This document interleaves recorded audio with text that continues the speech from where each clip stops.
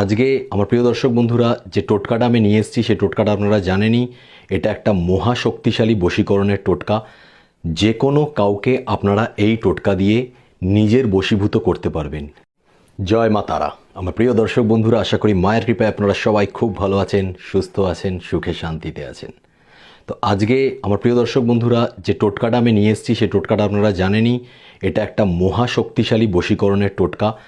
যে কোনো কাউকে আপনারা এই টোটকা দিয়ে নিজের বশীভূত করতে পারবেন, যে কোনো কাউকে।